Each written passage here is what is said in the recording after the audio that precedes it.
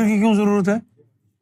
ذکر کے رگڑے سے نور بنتا ہے اور ہمیں نور چاہیے، اس لیے ہم کو ذکر میں لگانا ہے۔ لیکن اگر کوئی خاص مرشد کے دل کو بھا گیا تو پھر مرشد اس کو ذکر فکر میں نہیں لگاتا، وہ اپنی نظروں سے ہی اس کے سینے کو منور کر دیتا ہے۔ وہ جو ذکر سے ہوا ہی نہیں، نظروں سے ہوا، تو پھر ذکر کی آواز کیسے محسوس ہوگی؟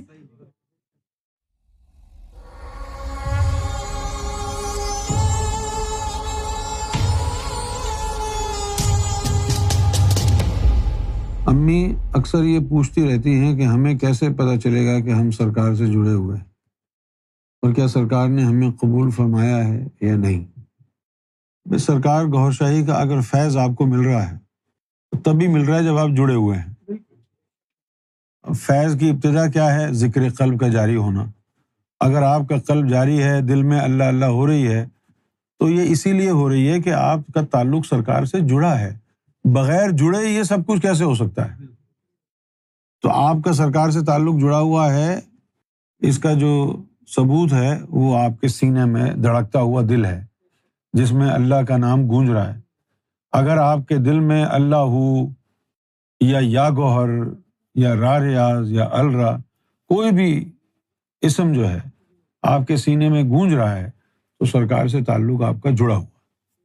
تو تعلق نہیں جڑتا تو یہ کیسے ہوتا؟ بغیر تعلق کے ہو جاتا یہ؟ بغیر تعلق کے نہیں ہوتا۔ آپ کی پرانی ویڈیوز میں یہ بات بھی سنی ہے کہ 40 سال کے بعد اللہ روحانیت میں لفٹ نہیں کرے گا۔ 40 سال کے بعد سے مراد پوری بات سنیں۔ اگر 40 سال تک آپ کا قلب وغیرہ جو ہے بیدار نہیں ہوا ہے، 40 سال گزر گئے، تو پھر جو ہے راہ خاص ختم۔ لیکن یہ قانون تھا، سرکار گوھر شاہی کے آنے کے بعد اب کوئی قانون نہیں ہے، اب قانون سرکار کی مرضی ہے۔ 40 سال کو تو چھوڑو، غوث پاک رضی اللہ تعالیٰ عنہ کا قانون کیا تھا کہ ایک لقمہ بھی ساری زندگی میں حرام کا تو نے کھایا ہے تو ذکر قلب نہیں ملے گا۔ ابھی تو ہم بڑی 11ویں 12ویں دلاتے ہیں نا، غوث پاک کے دور میں ہوتے اور ان کے در پہ ہم جاتے، کہتے کہ جی ہمیں ذکر قلب چاہیے، تو ہو سکتا ہے کہ ان کے جو مرید مشٹنڈے باہر کھڑے ہوتے وہی بھگا دیتے، بولے شکل دیکھیے تو نے اپنی، ذکر لے گا چل بھگا دیتے۔ یہ تو صرف سرکار کا ہی ہے جگر۔